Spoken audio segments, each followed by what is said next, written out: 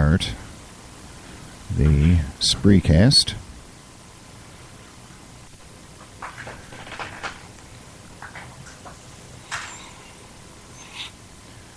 Okay. And hopefully we are actually on the air. I certainly hope so anyways. Let me play the station promo right here at the beginning.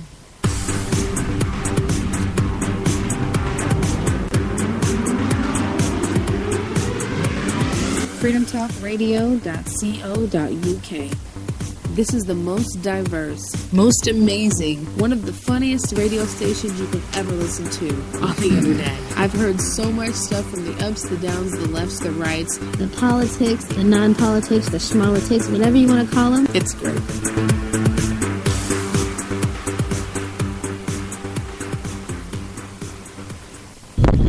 Hello, everybody.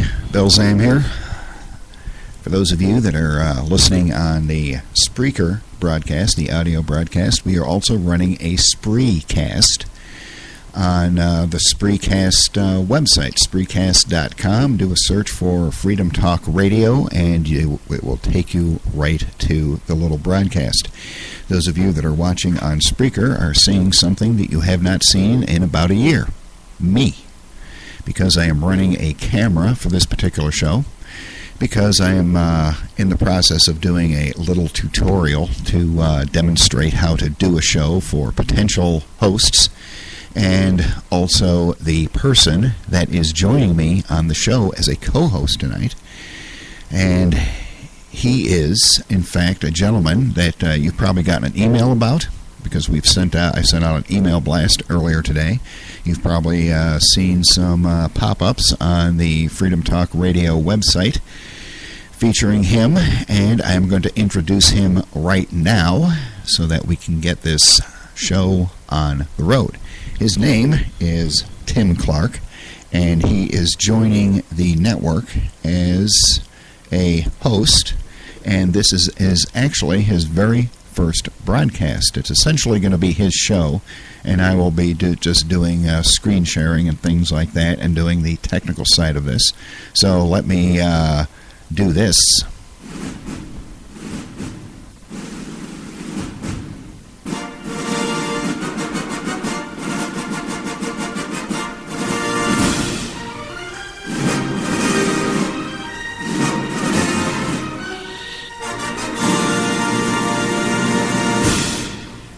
Without further ado, ladies and gentlemen, may I introduce you, the man with the power, the man of the hour, Mr. Tim Clark. Tim, how are you doing?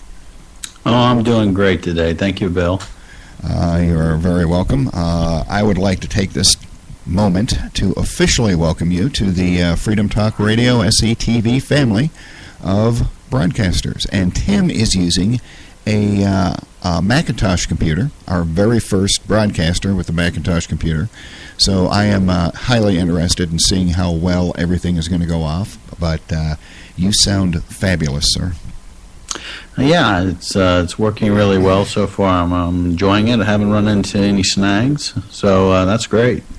That is fabulous when you don't run into snags. And remember, the snags will only occur just as you go on the air at any time. Other than that, it's going to work perfect. Trust me on that one.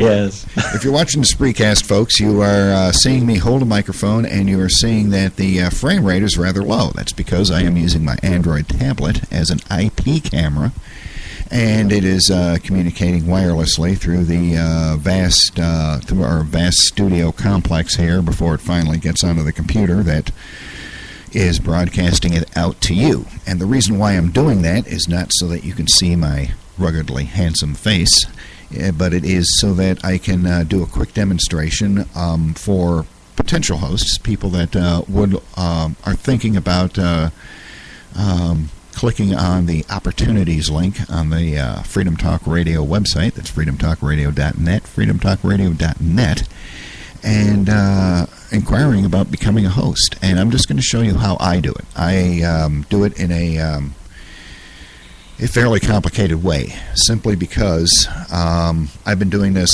for about 5 years now, and I typically do a video side of the broadcast and an audio side of the broadcast. And when you're running that much software and doing that many things at one time, it has a tendency to load up the CPU and memory of just about any computer, and they will start to lock up. And I don't like that. And I'm sure that you don't either, because then I start going, and nobody likes that. So let me pan the camera over, and then when I'm done with this, I'll just shut this camera off so that we don't have to worry about it anymore. Now, what you're seeing on the screen right now is the studio desk here in the studio itself. There are 3 computer screens that you see. The one over here on the right-hand side, this is the one that is actually broadcasting the video that is on the Spreecast right now. This also does the recording of the video side, and it is a really good video type of computer that you could hook cameras and whatnot up to. We ran a 24-hour-a-day webcam featuring 3 cameras off of this particular computer right here. The center computer is a old HP laptop. It's running Windows XP, and I use that one for 2 things. I use it for the switchboard, for the call-in number, which just happens to be 712-432-0075. 712-432-0075. And then when the nice lady with the funny accent answers, just type in 282-435 and the pound key on your phone, and you will go right into the queue. But this laptop is the one that I use to operate that, and also I use it for our sound effects machine, or a cart machine in radio parlance, so that I can have really neat things like Rush Limbaugh saying this. How we are surrounded by sheer idiocy, no matter where we turn.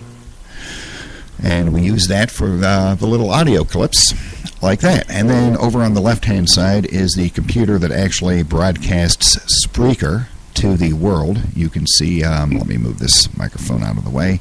You can actually see the Spreaker control booth right there on that screen. And the signal's going out live over Spreaker, and as well as Spreecast. So that is the quick demonstration. And we will get on with the show right now. Let me turn that off. Let me go over here and do this. And click this on there so that that goes out over the air. Let me turn this microphone off. And there we go. We are now ready to actually do a show. Tim, tell everybody about yourself, who you are, what you do, where you come from, where you live, how long you've lived there, how tall you are, how much you weigh, what you eat, what you do for a living, what your eyesight is, anything about your IQ, anything like that, any various body pains or aches or anything like that you have. Go ahead. The floor is yours. Okay, so this is just a regular interview for the NSA then, basically? Essentially, yes. The NSA contacted me earlier, and they said in order to not have the Predator drone or the heart attack gun be used on me, that I have to get as much information from you as I possibly can. Yeah, well, my name's Tim Clark. I'm 48 years old. I've worked in the fields of psychology and done field anthropology, forensic anthropology, bachelor's in that, master's in the psychology. Worked in the mental health field for a long time with addictions and family therapy and all those kinds of things. Real history buff, just read constantly. But these days what I'm doing is I've retired from those fields. I still enjoy all things archaeology, and I basically focus more on what my show is going to be more about is I call it the basically we're getting a name for it where it's going to be called the End Times Matrix News Show. And I'm basically focusing on things from basically a Christian worldview, but I do a lot of conspiracy news, and so I'm not like a pastor in the sense that they sit there and they'll go through a Bible study or things like that, but I will try to filter my thoughts from all my training and my insight on different things, but I'll come from that framework. So. I figured that it makes it for fun, that you can go all over the place.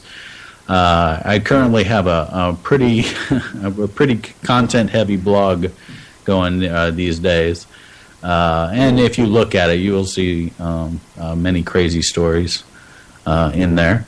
And it goes the gamut of political news. It goes the gamut of biblical prophecy-related types of news, conspiracy theory, lots of history. Get into. I actually do a lot with pop culture and movies, which some other folks don't get into too much, that talk about a biblical worldview.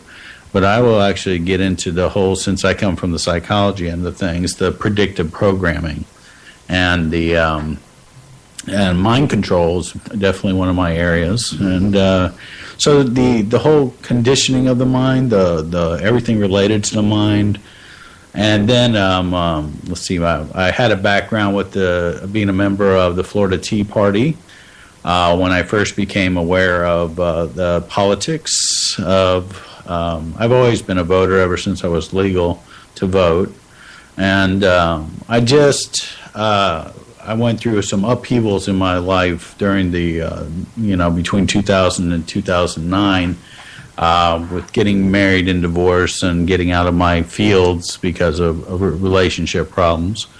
And basically, when I came out and started looking around, and I got aware that things were not going well in the world, because I had been so focused on my own career and everything, and I had my head buried down. And basically, I will tell folks, I will confess that I voted for Barack Obama in 2008. So you can, you can think what you want of me, but I did that under the duress of a spouse that thought we should support him. But, of course, the whole media and everything was supporting him really heavily then. And I knew John McCain, and I have never liked John McCain. And there was no way I was ever going to vote for John McCain on anything. So that's how I got into that. And then after my relationship was over, I just got back into my routine of looking through the news, and I just really woke up at that period of time. So basically, when I used the term waking up, it's probably been about since 2009, and it's been that amount of time that I do what people normally do when they're become aware of what's going on, and that's you kind of you go through what in the counseling realm they call a grieving process, kind of. You go through, the loss of the reality that you knew, and so you kind of get in the dumps a bit through shock, and then you get a little depressed. Then you start getting really angry. Then you come to some resolve with the situation, and then you say, well, what can I do about it, and what should I do about it? And that's how I progressed all the way up to Freedom Talk Radio right now. So it's just a progression of me being so involved with this kind of material, and that I do share several views with lots of different folks. But again, every person has a different take on things. I don't think that you have to agree with me. I firmly support the Constitution. I firmly support freedom, and that's why I love the Tea Party. And when the Tea Party was targeted as these bad guys, I looked around the Tea Party meeting that I was in, and I was going, I'm the youngest one here at 48, and these are all grannies and grandpas, and they just want their kids, to have a future, and I'm sitting here listening to the media, lambaste them, and it was ridiculous. But I basically realized that after a little while that there's not going to be a political solution, in my view, again, this is my view, to this problem. It's a spiritual solution that's needed. And so I've been framing everything from the spiritual solution side of things. And so that is my main focus right now, because I'm really concerned that as far as freedom goes, we don't have much time left, as in freedom of speech. The the political correctness, the controlled speech is coming down harder and harder. And after watching the State of the Union address with everybody clapping when Obama was sitting there saying, I have a pen and I'll do what I want to do, and you have all these dopey-looking GOP members sitting over there clapping right along with them, and you're just going, there's nothing going to change with these people. So the point is that I support freedom. I believe in Jesus Christ in the sense that he brought us freedom. To me, he is the author of freedom, and America is what it is because it was built on the basis of those freedoms that were biblical. We came from other countries where there was a loss of freedom due to governmental authority and also ecclesiastical authority from the Catholic Church. And we've been blessed with lots of freedom in this country, and we really got used to it. But now we're seeing the doors are shutting, and we're seeing that tyranny is coming. And I wanted to have my voice heard in these. What I do think we do have a short period of time left, and whatever that period of time is, I want to share my perspective on things and see if that's helpful for folks. That was very, very well put, and I believe that deserves a round of applause.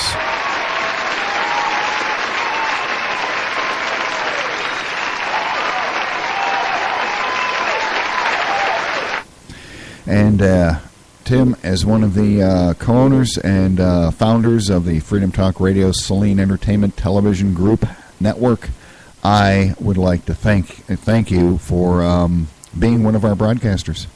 You have excellent, I believe you have an excellent worldview, and one that is highly valuable and needs to be exposed to the world at large. And his website, by the way, is twclark66.wordpress.com. twclark66.wordpress.com. And those of you that are on the Spreecast right now, you are seeing a image of his website, and the story up at the top is Fake Chemtrail Snow, Government-Created Frankenstein Organisms. So now I am going to demand, as a member of the audience, that you explain yourself there. And I read that story, and I said, "Whoa!" From, Reverend Michelle. Reverend Michelle is she's pretty good on the scientific side of things because she has some good contacts. But she basically came to public attention through the Hagman and Hagman show. And she was basically, when you saw Female Alert Region 3 go up warning, maybe up to 2 years ago, she was the one that was doing it. And she put out the FEMA thing, and that went viral. And so she is a handicapped, freedom activist. And she gets into the scientific aspects of she's especially into the nanoparticles and the what they're and she gets into some of the crazy stuff that's going into they're putting with these nanobots and things like that. This article, she is saying that from the snow that she collected and from her contacts with the government, that they're saying they could only, what they can tell her on, that's public. Is that yes, there is an experiment in that area that they're conducting, and then they can't tell her further what it is. So she basically gets into these are fibers that are falling as snow, and that when you compact it and collect and compact it, and you put a blowtorch to it, it will not drip water. And you will see the snow actually darkening and giving off a smell of a fiberglass or a plastics smell. And it's just, this went crazy, viral. This story did through some bigger outlets talking about the snow, and the snow went around. And what folks were noticing with these snow reports, everybody who did it, the main folks that people go to for more of the conspiratorial breaking news, they were really getting hammered by the trolls who were giving it negative, thumbs down and all this stuff. And now with the new Google Plus thing, you can't. The main gripe is you can't talk back or object to these things. So it gets a low ranking because of the negative thumbs down. But this story is really interesting, and she's basically saying that these fibers plus I think I can't remember exactly what she said, but I think it was taking an inert organism. And I actually think she was talking about something, and I made a comment to somebody, I think it was, and I haven't reviewed this video more than a couple times, but it was a comment regarding something to do with some kind of waste, and I thought it was like a depleted uranium thing, and then fusing it with another molecule, and then it becoming this fused inert organic object, this organism. And so it's a crazy story. And if they're actually dropping this on us and in these snowstorms, what is the purpose of having something like that? And what happens when it gets in your groundwater? Yeah. And does this contribute to all these respiratory illnesses that folks are getting? And if there is a depleted uranium, which I might be wrong on that, but from my experience with reading previous stories of military people who handle those, that artillery, that type of ordnance, these folks later on experience cancer-related problems. So what are they doing? It doesn't make any sense to me whatsoever. I believe that would bring us to our first story. Actually, it's not the first story, but it might as well be. That is Agenda 21. I have a story for the show today about Agenda 21 and the implementation of it and what they are doing. And one of the aspects of Agenda 21, Tim, is a population reduction. So that could play into that.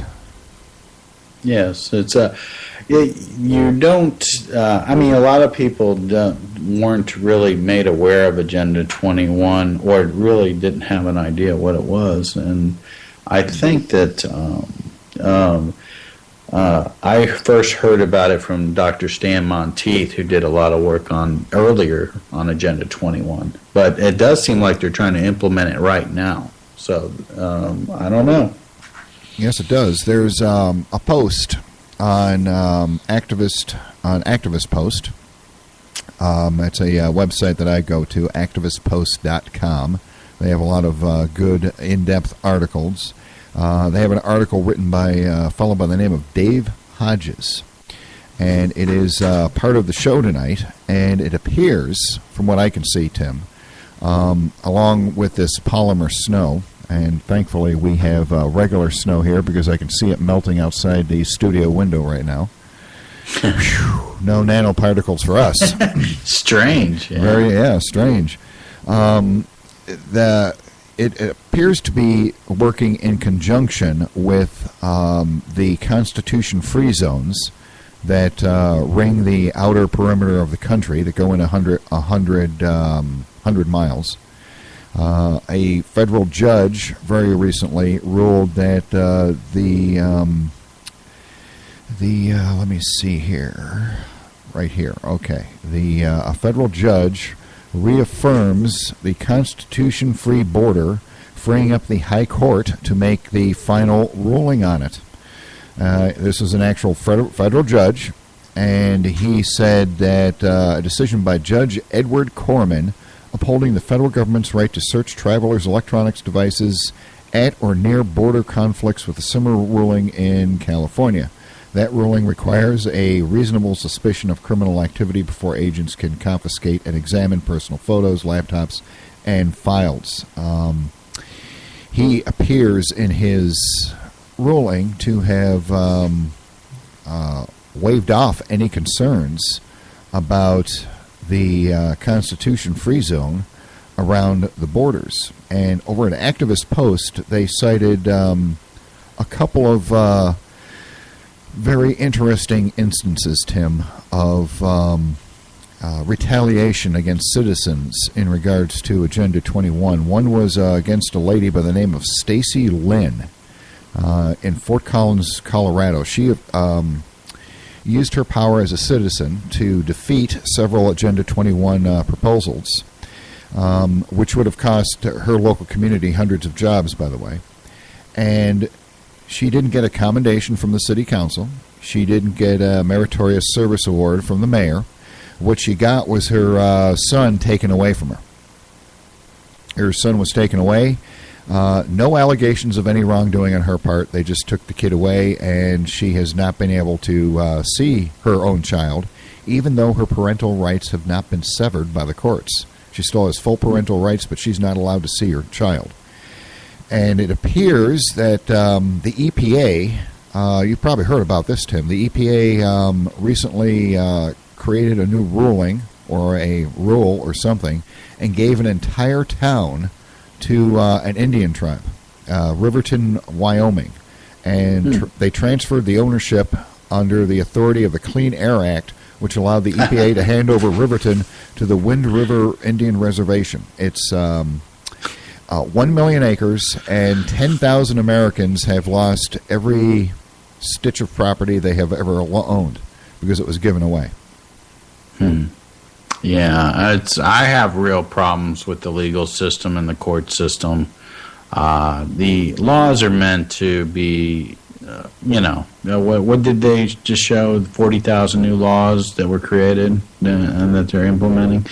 I mean, they're using laws to take away our freedom. They break laws to make laws to take away our freedom. My whole take on that thing is all this continuity of government garbage and executive order garbage that they're doing is they break our laws that are on the books, and then they pass laws and say we have to follow those laws. And it's like, I don't get it, and here they are blatantly stealing from people, and it's theft. It's their private property. And what recourse is there for these folks? It's I think the government they have a stance of provocation going on. They're trying to, you apply, like in psychology, you apply enough anxiety and pressure to a system. There's somebody who's a fuse, the short circuit. So to me, they're just trying to provoke the most vulnerable people in the country who are the least able to fight back. And, that's not what a government's for. And that's not responsible governance. I watch the Super Bowl coverage that's going on right now with the sniper nests. And I see, I'm thinking Andy Griffith in my head, 1950s. And then I'm seeing the Super Bowl with the, it looks like everybody's militarized. Every situation's militarized now. And here we go. We take people's property. There's no justification. There's no recourse. And they just basically just stomp on these people's constitutional rights to the pursuit of happiness, and what is their recourse? Exactly. The other part of this story at Activist Post concerns the infamous Executive Order 13603, which is the Resources Preparedness Executive Order that Obama updated. Every president, I believe, all the way back to Truman. Truman started it, I believe. It gives the authority of the federal government to take over the infrastructure in a dire emergency, such as what we saw in World War II, where we were fighting the Japanese and the Germans, with the food rationing and converting all of the domestic productivity over to fighting the war. And it's been on the books, essentially, renewed by every president since Truman. But the president is on record as saying that climate change is an emergency. And as such, it certainly seems like they could stretch things a little bit and say, well, because climate change is an emergency, we're going to be using this executive order. And it appears they may actually be using it without actually saying that they're using it. Yeah. The term that comes up for me with the Agenda 21 and this type of ploy done by the government is the term rewilding. And I'm not sure if you're familiar with that term. Yes, I am. Yeah, that's what I think this is. I have seen the map.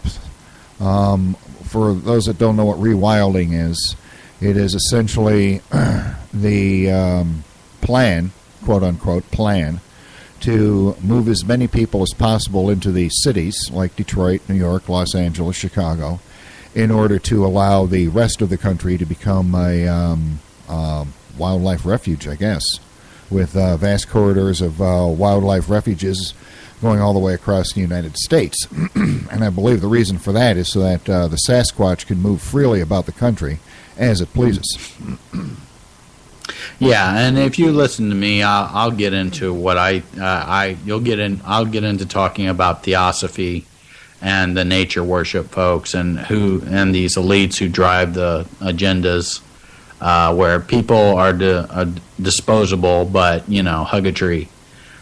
So it's their religion, and you're seeing it implemented on us. And if I can remember correctly, there was no establishment of a religion by the states, right? You weren't supposed to do that. But here we have this theosophical Freemason agenda going on here, where with the nature worshipers are taking back people's property, and you can argue that point, but look who's doing it. So, yeah, I think you're exactly right. That's something that I've been throwing around in my head for quite a while.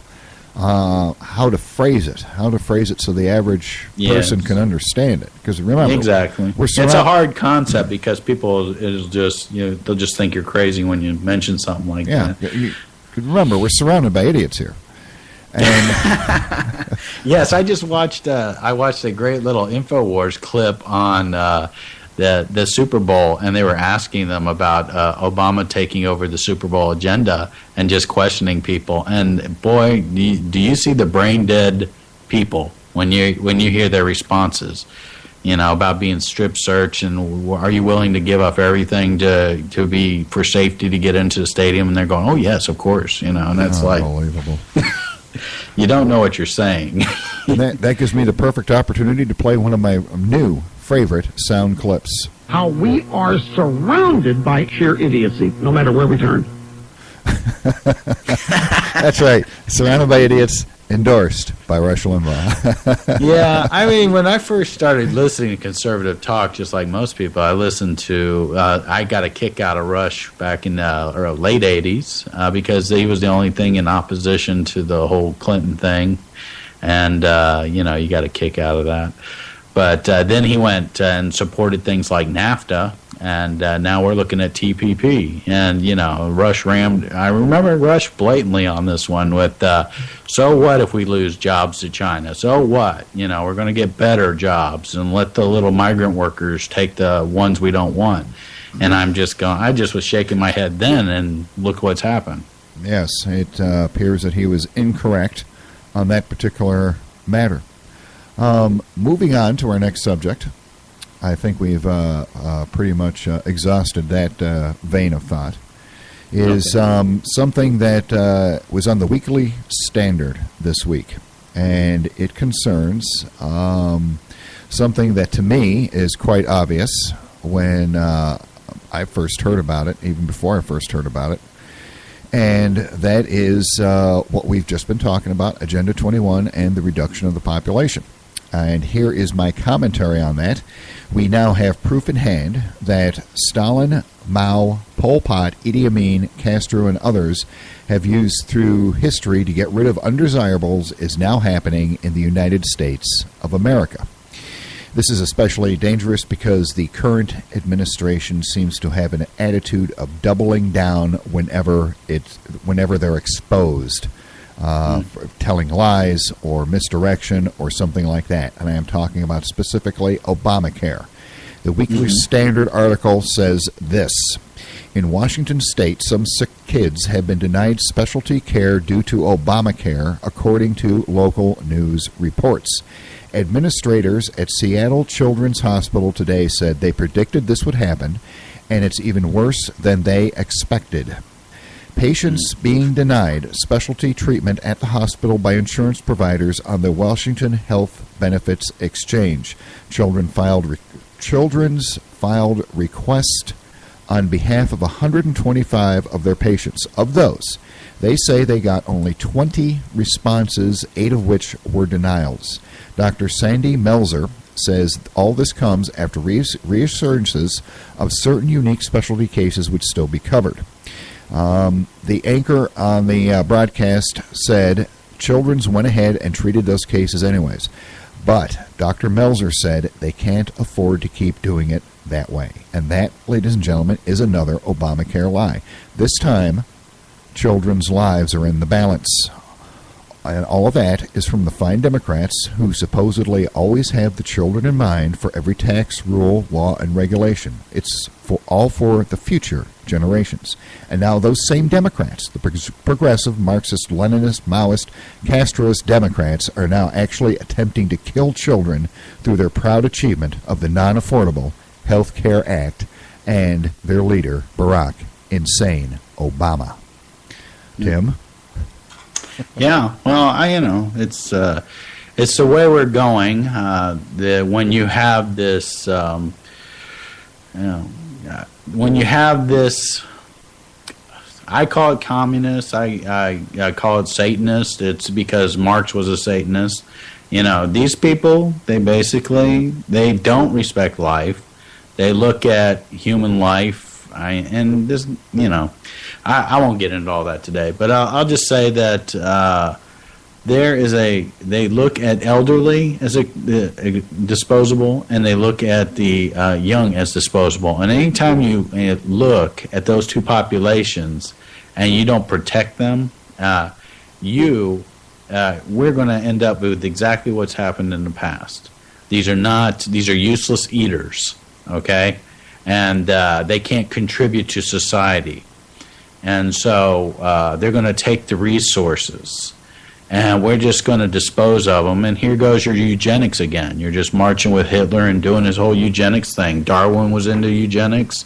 Hitler was into eugenics. And this is what communists, it's the old ecclesiastical phrase, there's nothing new under the sun. And they just keep recycling the same old playbook over and over again.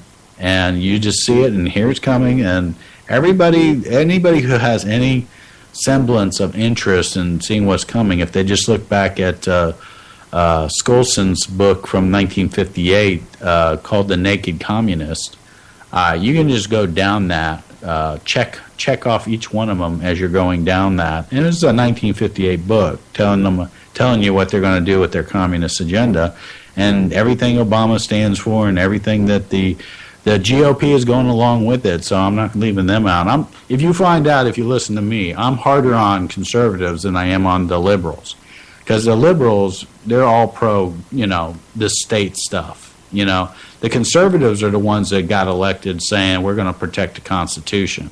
It wasn't the liberals. No, it wasn't. And both parties are culpable at this point. There's, as far as I'm concerned, Tim, there's no difference between the two of them. Absolutely. I totally agree 100%. But, people want me to do this right-left stuff, and I don't do the right-left thing. You want to play the Hegelian game and play right-left? I'm an American. I believe in the Constitution. If it's the Constitution and if it's for freedom, I support you. If you want to play this race stuff or the religion stuff or poor, wealthy stuff, I don't want to. You just go somewhere else. Yeah, go somewhere else and peddle your crap to somebody that is too stupid to understand what you're doing, which is exactly. apparently unfortunately, our educational system. If you take I remember it was like a 1905 fifth grade to pass fifth grade, a fifth grade exam, and you actually go down it and try to complete it. Most of your college graduates can't do it. So it shows you where we are as far as the dumbing down, and the people are proving it. Just as the title of your show goes. Yes, indeed. How we are surrounded by sheer idiocy, no matter where we turn. We are, unfortunately, and then we're going to pay for it. Oh yes, we're gonna pay for it. Let's. You want to go down the a real conspiracy road?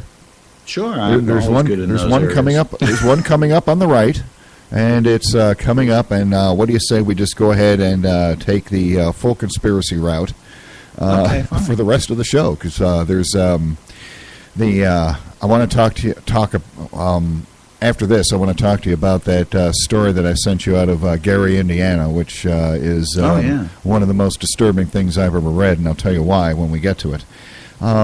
This particular conspiracy comes from a website called godlikeproductions.com, one of my favorite sites, which is like Kay picking up tabloids to get the real news in the cult classic Men in Black.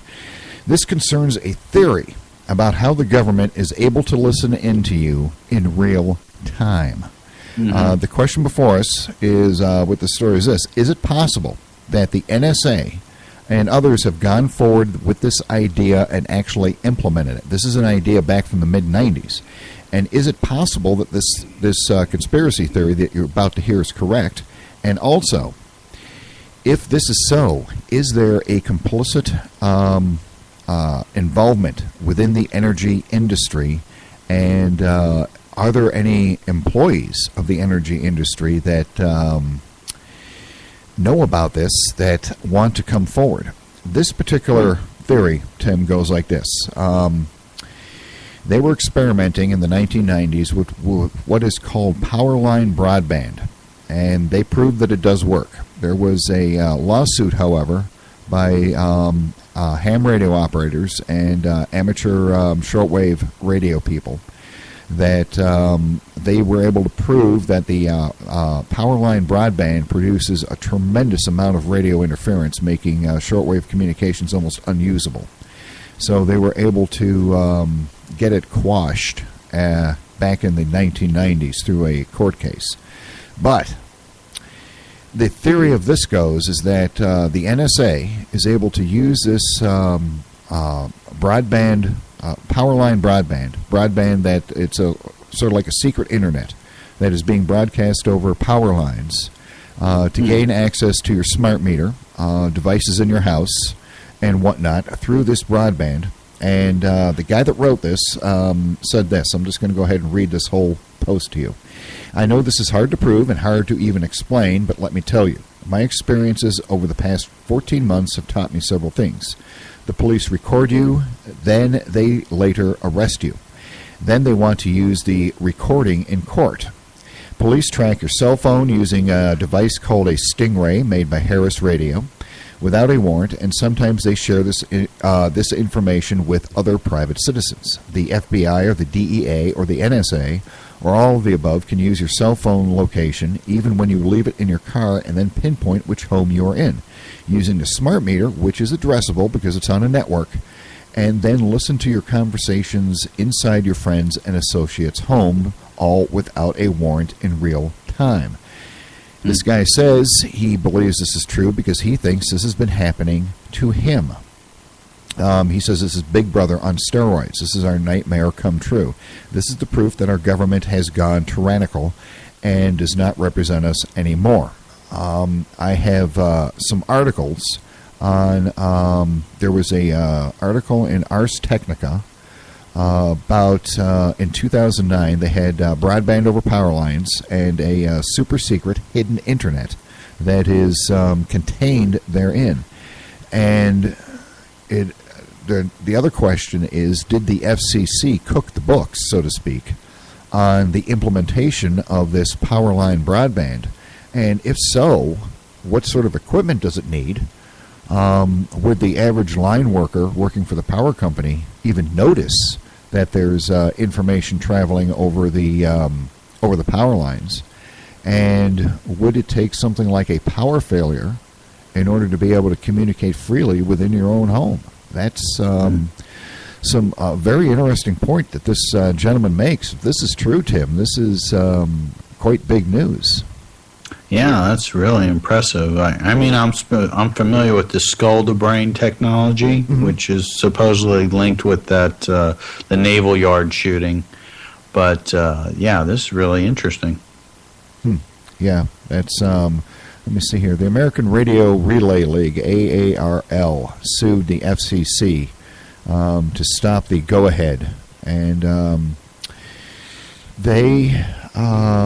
Apparently, at that time in 2009, published a bunch of non-redacted versions of studies that the FCC claims supported its pro-broadband power line position. Let's see here. This article says it gets even weirder. BPL essentially is a means of transmitting broadband along electrical current lines, which was supposed to be the next big thing, if you remember, from the late 1990s, and it never, or actually the early 2000s, it never came to fruition because of that lawsuit, publicly, that is. Let me see here. I'm reading a little bit more. Is it? What do you think of this? Do you know anything about this, Tim? Does this fall within your purview as a conspiracy? The take as far as I don't know specifically on this story, but I do know from the movies, and I do know from the esoteric studies that I do, that this group of folks who run things are very big into the whole collective unconscious thing, and they're very big into the pineal gland. And I'm going to get into those things in the future, more detail.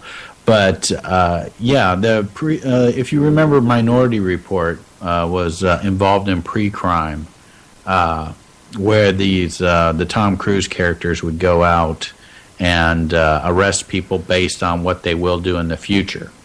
And so these folks are probably just collecting, profiling, and then cramming this thing to come up with, you're more likely to fight the state in the future based on these criteria or something, and then just arrest you and take you to Camp FEMA. So, yeah, I think the pre-crime thing's coming, and I think that I did have an article, I think it was the MC10 article, I'm not sure, it was the one that was reading the impulses off of your pharyngeal neural network. If you saw the throat tattoo on the internet, yes, where Google was doing the throat tattoo, that's supposedly before you open your mouth. It's supposed to be able to read the neural signals of what you're going to say. So they would use that as kind of like a lie detector, where it convicts you before you even open your mouth. So they really are trying to get inside your head and control everything there is about you. They're not doing a very good job so far. Did you say they're not, or they are? They're not. Thus far, they're not doing a very good job of implementing this, in my opinion, because there's still plenty of divisive opinions out there. Absolutely, and I think that's what the whole martial law situation is for down the road, is just to get rid of the divisive folks, and then just what they always do is they start with the kids, like they're doing now with the kids in school, tell us about your family, tell us about mommy and daddy, tell us, and just they build squealers for society, and they start with the next generation of just, well, it's always been this way. Well, they don't remember what freedom was, So the conditioning, they always go after the kids, and this is one of the biggest areas I get mad, because I watch the cartoons and the programming that goes to kids. It's much more hardcore than what the adults are getting, because the adults don't really watch the kids' programming. They just are doing their chores, in the kitchen and stuff while the kids are watching these things. Uh-huh. And these kids are getting conditioned into the state. And when you see these kids getting terrorized at school for drawing a gun, it's to send a message to everybody in the schools. Do you want to have the police come and take you to jail? It's to intimidate, Yes, that's a very disturbing trend. I am, right now, Tim, I am grateful that I am not a child in school. Oh, no, I'd be... They want to put me on the guillotine eventually anyways, but, I mean, I would have got guillotined back then. Yeah, probably. It's just... It is very disturbing what they're doing to these generations that are in the schools now. And yeah, these people can't honestly say they care about children. I mean, when you listen to Barack Obama, and then they pull up his daughters up there, and they do the whole fake family thing, what they're doing to kids with all this indoctrination is just so that they're a state drone. There is nothing in there about caring for the kids' individuality or anything. It's all about conformity. There's no interest in having individuals. They don't want individuals. No, they don't. They want a bunch of good Hitler Youth. Yeah, and if and I'll take it to the extreme. I'll say even the Georgia Guidestones. I'll even say when they're talking about we shouldn't have over 500 million people. I eventually go, they don't even want people. They want the transhumanists, the chip people. They don't even want humans after a certain point. And that may sound extreme, but if you follow my logic for any length of time, you'll see that it's a possibility. That is actually something, Tim, that I have been hitting hard for the past 3 shows. And that really? is what is called the... I'm having a brain freeze right now. It is... it's what is called the melding between the human mind and the machines. And my opinion has been that people like Isaac Asimov and Ann Hurd and Glenn Larson are all warning us. They're all warning us about what happens when we, human beings, create life in these machines, where they become self-aware and decide that human beings aren't necessary anymore. I was watching a show last week called The Prophets of Doom, and it was a round table of, I think, 5 or 6 experts. One was on peak oil, the other one was on the fresh water supply, and the most interesting one to me was on machine intelligence. And he said there are currently tens of thousands, if not hundreds of thousands, of scientists around the world attempting to make computers think like human beings and have self-awareness of themselves. And they're actually actively working towards this when we know, sure as hell, this is not going to end good for human beings. These machines that they're creating can complete a PhD program in the space of 3 minutes. Yeah. And how is a human being going to be able to compete against something like that? Well, the thing that I have a problem with all this is that they're just fulfilling the book of Revelations. A man will destroy himself when he thinks he's his own little god. And you see the Frankenstein mentality, and it was a show that I was just going to do in the future called Mad Science. And, why is science and madness go hand in hand? I mean, we love intellect, we love smart thinking, but I don't want to terminate the world.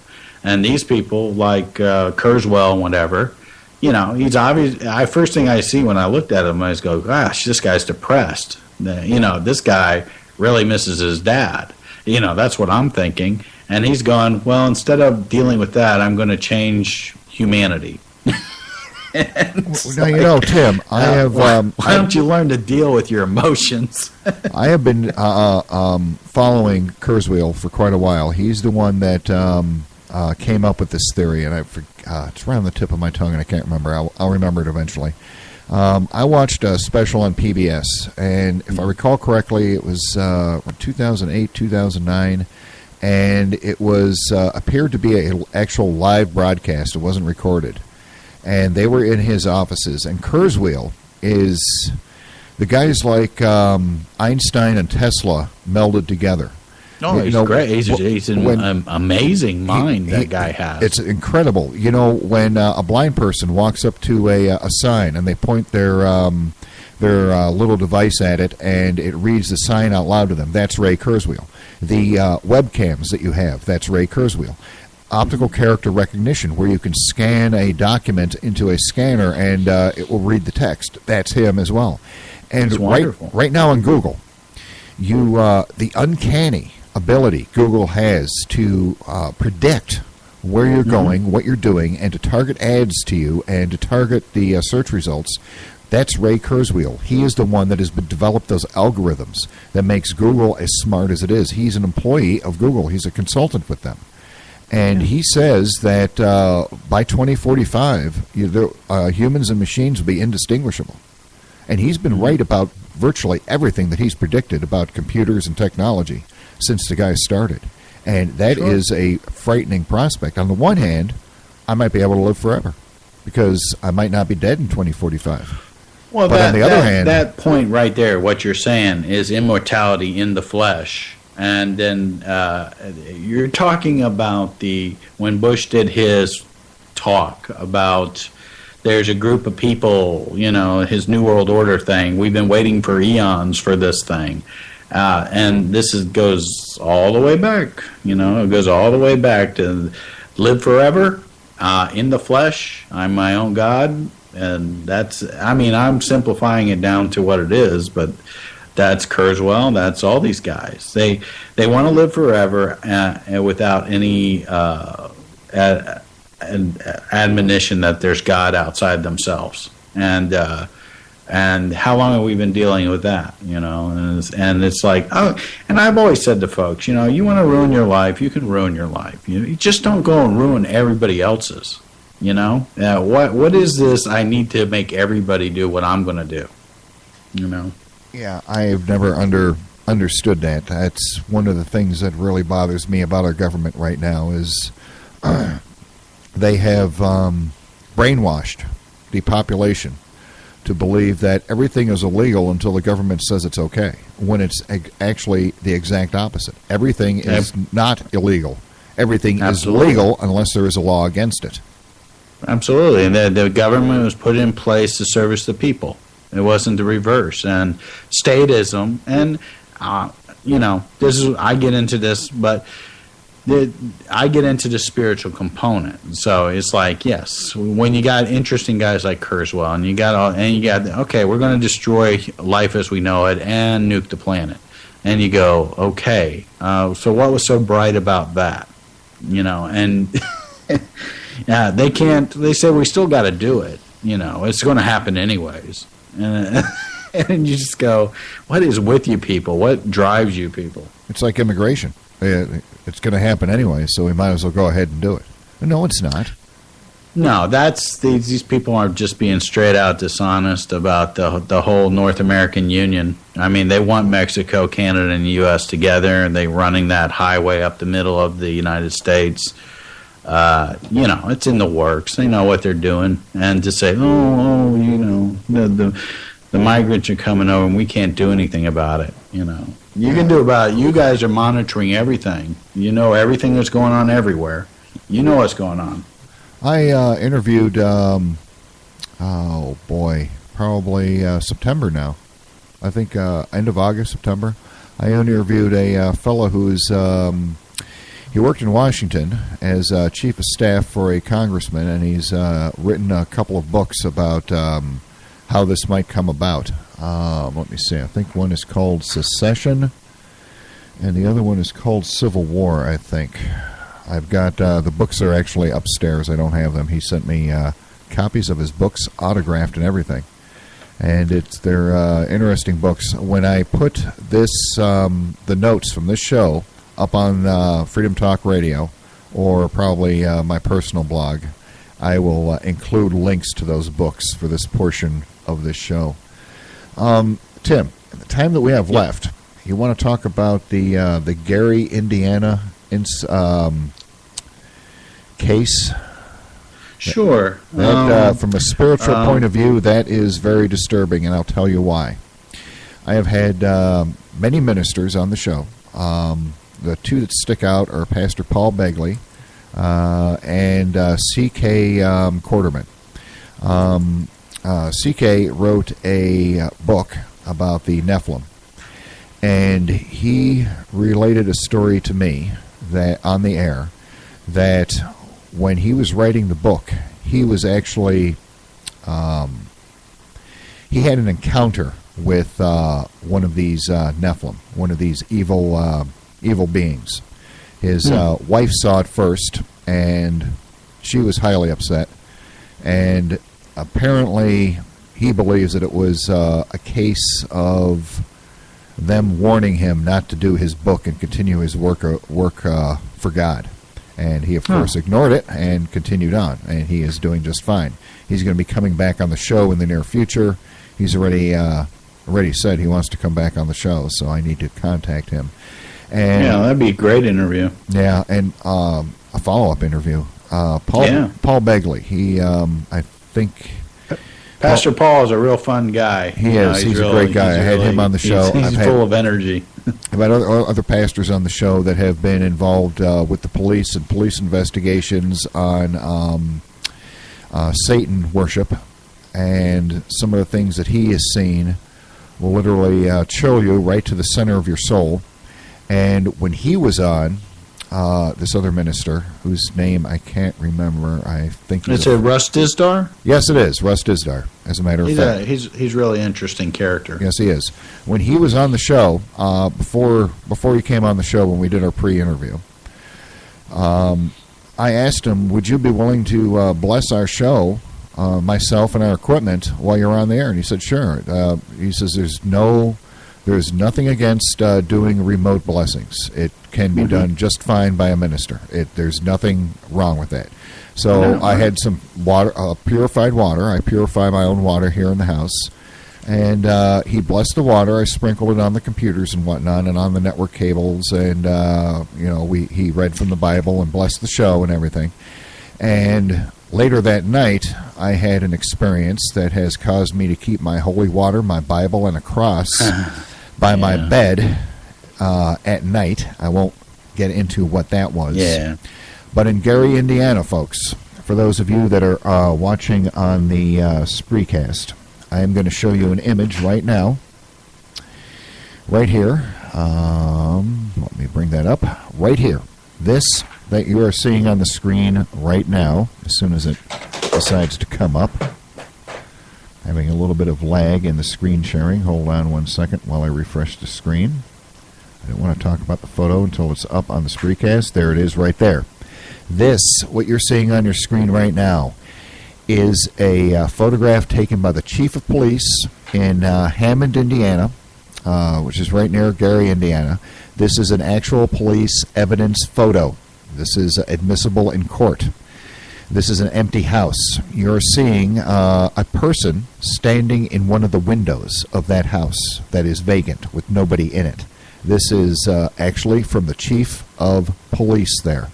This is a case that has, they're calling the most clear case of demonic possession and demons that people have seen in their lifetimes. Let me read you the bullet points. This is an article from the Mail Online. Latoya Ammons. She had a home in Gary, Indiana, and that is at the center of this. It's in Gary, Indiana. A minister confirmed that she was possessed after moving into her home in 2011. It was a rental home. There are audio and video footage of what happened in that house. Actual police footage, folks. Actual evidence footage that the police took. She claims her children were satanic chanting and saw a big black monster. Police audio that they recorded. They actually recorded this audio of a demon talking to the police on their two-way radios. This is documented. This is 100% documented. The kids were taken to the hospital after one was thrown across the room of the house, and the nurse and the CPS workers there actually saw this child glide across the wall on his back. The police chief, Charles Austin, says that the basement is a portal to hell, and he saw objects moving and shadow people. A Department of Social Workers worker that was there witnessed the oils and whatnot that were oozing out of the walls, and when she touched it, her finger became frozen. There's photographic evidence of that. A Catholic priest by the name of Father Michael Magnio carried out the exorcisms, and it took 3 exorcisms to get this demon out of her. This is something that is one of the most amazing things that I have read about. This has actually been confirmed by doctors, priests, social workers, the police chief, police officers from 2 different departments down there in Gary, Indiana, and the police are calling it one of the most bizarre instances of their lifetimes. They have never, ever seen anything like this. And I sent this to Tim earlier today, this article, and the information, and I wanted to get his input on this because he, like I, goes from the spiritual side of examining these instances. And what do you think of this, Tim? Yeah, to me, and even as I operated as in psychology, as a counselor, I worked with criminals and sex offenders and all kinds of folks, and there were definitely some that when I looked into their eyes, they were so vacant and dark, and there's just a pure oozing of evil out of them that I would have said that they were possessed. But as a professional in the mental health arena, you're not allowed to go that direction. So, but I felt it, and their actions were always evil, and so there's lots of, and this is why I get into a lot of pop culture with these movies like Carrie, and all these paranormal movies that they come out with, because they're just, if you go to your local Red Box and just stand there and look at your local Red Box, and just look up and down the photos there when you go to your grocery store. And then count how many of those actually deal with the demonic, and you will see it's probably almost half. There's quite a number of them. And so, yes, what you're seeing here is if you really believe that we are coming to the end of, in the book of Revelations, we're coming to the end of the age, and that there's a rolling back of the protectiveness of the Holy Spirit, and as the church retreats, and evil is spreading, you're going to see more of this stuff. I know Pastor Paul got into talking about the people who gnawed the faces off in Miami. But yeah, demonic possession is absolutely for real. This is absolutely possible. The thing that they will not show you in movies is that they'll show you all kinds of exorcism practices and things like that. The only thing that's ever been known to cast demons out has been to cast them out in the authority of Jesus Christ. And Jesus Christ gave those who followed him the authority over devils. And the only time they ever had difficulty, the apostles and disciples ever had difficulty, he said, for this type, you must fast and pray for the really difficult. And this seems like one of those situations that to really, this is such a, I don't know, there's hierarchies within the demonic. And most people can cast out any type of spiritual presence if they have the authority of Christ.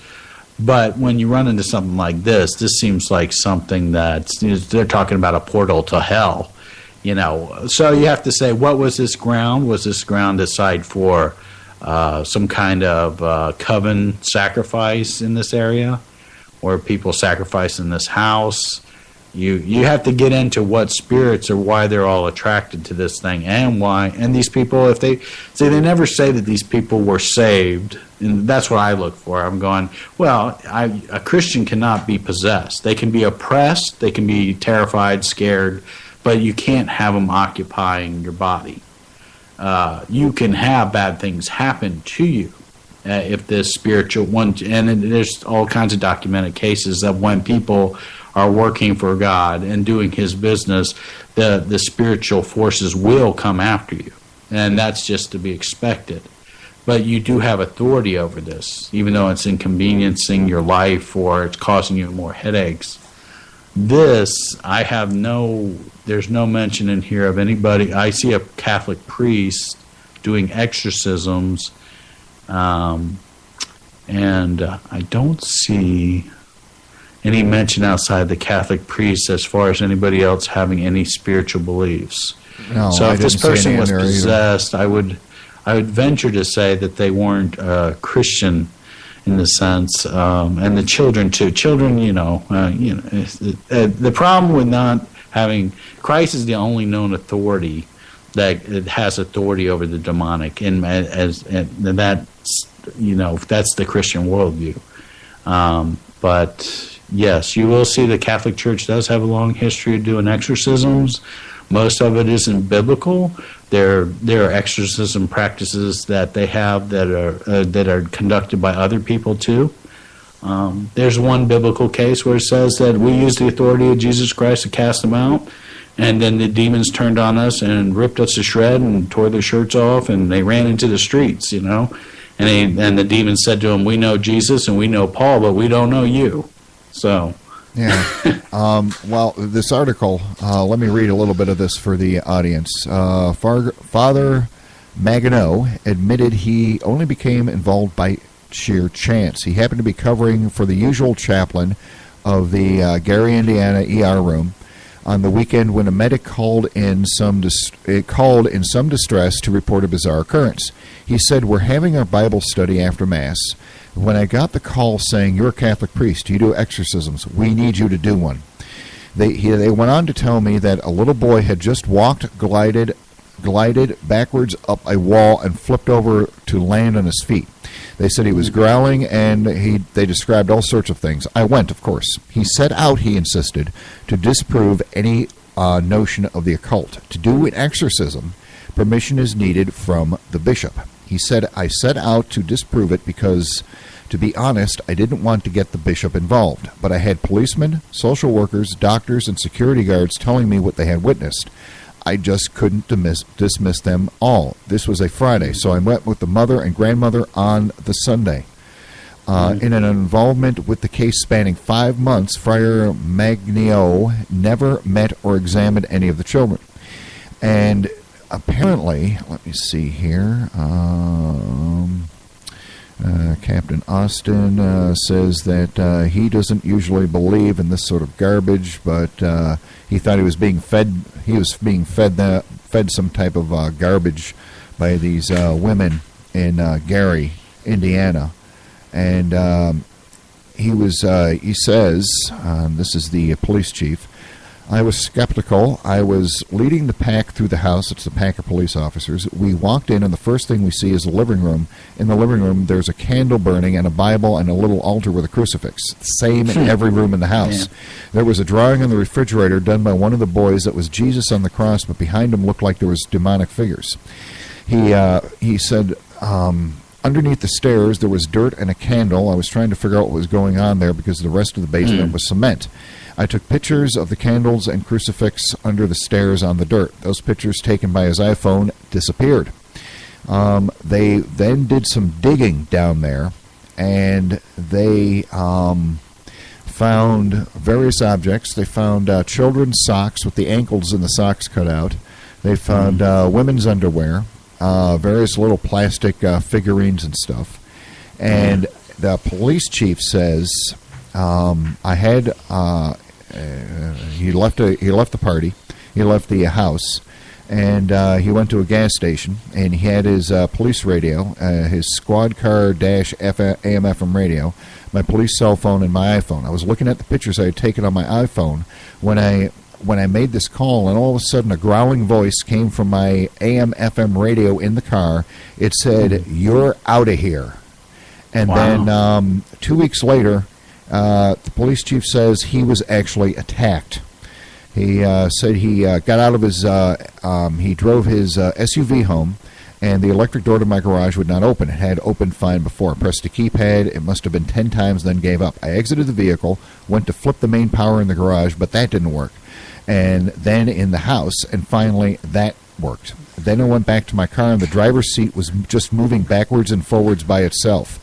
And the car dealership said that he would have been killed if he had been in the car because the seat was about to collapse.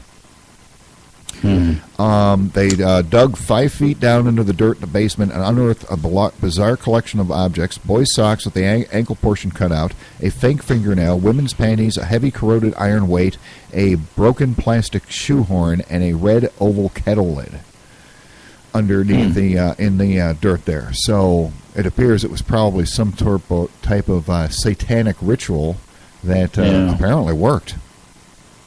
Yeah. If she's actively summoning something, with her candle and they use the crosses in satanic rituals and things like that. They just anything religious, they traditionally invert it or do the opposite or desecrate it or something like that. So it sounds like somebody's doing something, and they brought it on themselves and their family, and basically the whole police force were witness this, and I don't know what I'm always interested in that, when people are oppressed or possessed, that they take responsibility and that they ask Christ into their life, because that's the only thing that'll get it out of their body forever when they want salvation. And I'm going to do a piece on that down the road, related to the pineal gland and possession. And this story sounds like this is what happens when you perform occult rituals, and you do all the things involved in them. You will get. There's a reason why people played with Ouija boards, because these things. Items can be possessed, and rituals can summon. And these people don't just do this just because it's entertaining. Yeah, they do it for a reason. It's very, very disturbing. I suppose that a person could do something. Yeah, I hope for the best for these folks. Yeah, I'm not sure if how it's turned out or anything. I'm tempted to call the police chief down in Gary, Indiana, but I don't know how far I'll get, because I doubt very much he's going to want to talk about this too much. Let's see. Let me just see what's going on here. All right. So I hope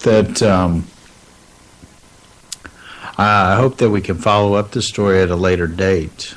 And see what needs to be,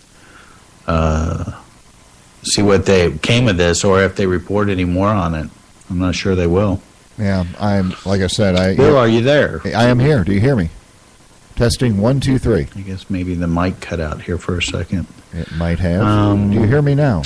Well, I'm going to have to wrap up here. I appreciate Bill's helping with the program. I've really enjoyed this first time being on with everybody. I hope that you'll listen to my broadcasts on Freedom Talk Radio. And I'm going to do them on Tuesday mornings and also on Friday mornings from 10 to 12. And, of course, those will be podcasts eventually, so that you can just download them at your leisure.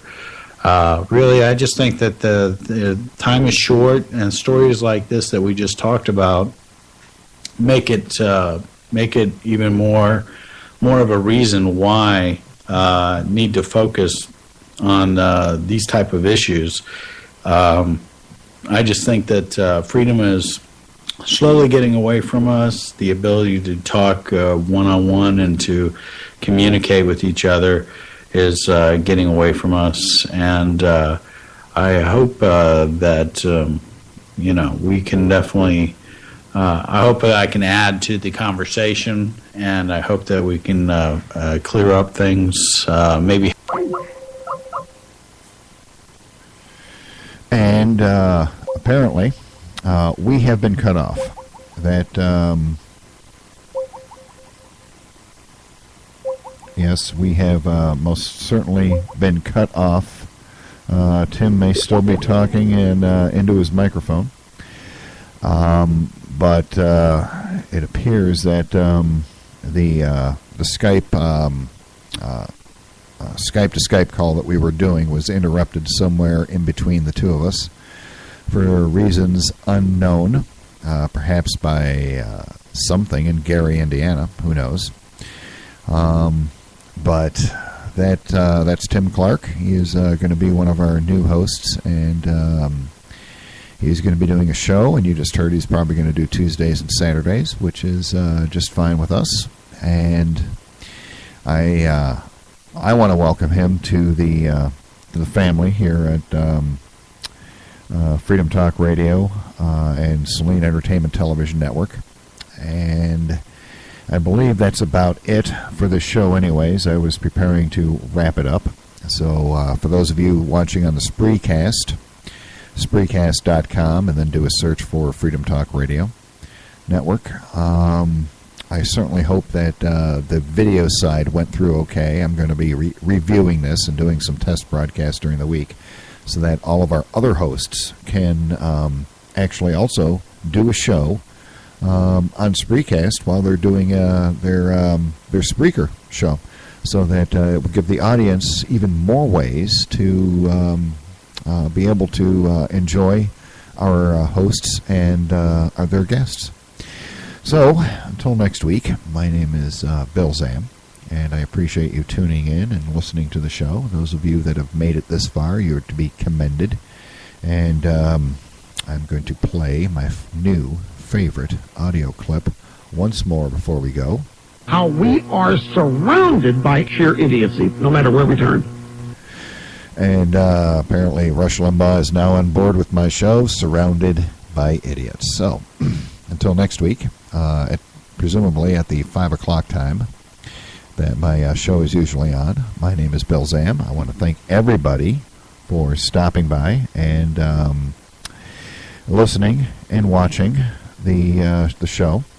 And I certainly appreciate it. And let me check this right here. And yes, the audio is going out just fine on the Spreecast. Hopefully the screen looks okay for those of you there. And I appreciate you stopping by, listening to the show. And if you're listening to the recording of the show, I appreciate you listening to the recording. We need your input. We need an audience. Without an audience, a show would be nothing. It would just be one person talking to themselves. So my name is Bill Xam, and until we meet again, God bless all of you, and everybody have a good week until we talk again.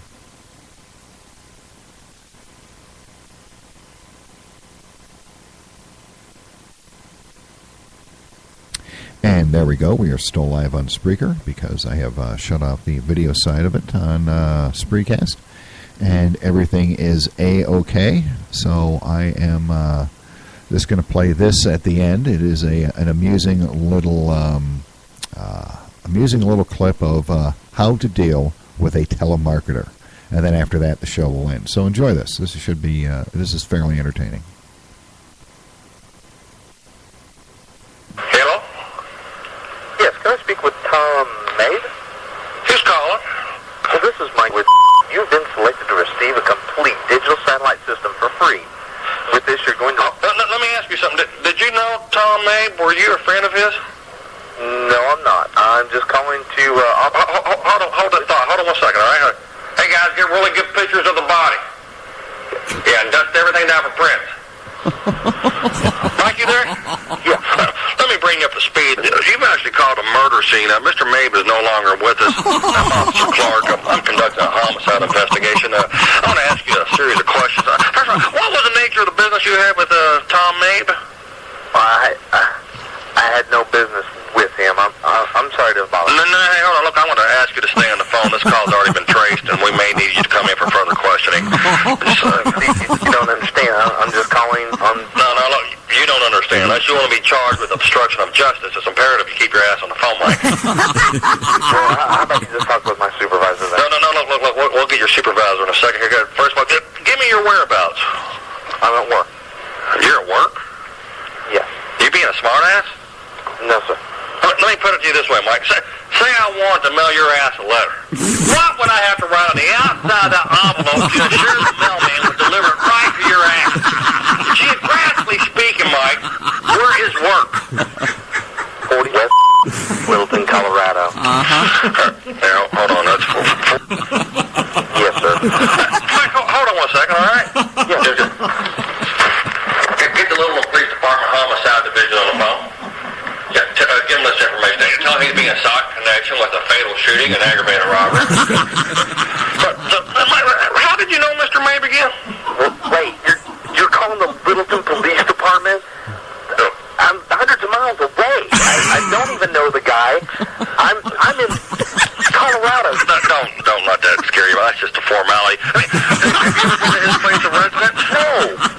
And tell me again, Mike, where were you last night between the hours of 8 and 10? I'm not feeling real comfortable by any of this. Have you even ever spoken with Mr. Mabe, Mike? No, I haven't. I don't even know the guy. That's what I've been trying to tell you. Okay. Calm down. Hold on. Look, just back up. I got one more question for you, Mike. As you well know, I'm sure, Mr. Mabe was a flaming homosexual. There's no easy way of asking that. I don't want to embarrass you or nothing, but were you his gay lover? What? No. What the hell kind of a question? Look. If gay's your way, that's okay. I still know there's a lot of you gay people in the closet. I'm not saying I haven't thought about myself. You know?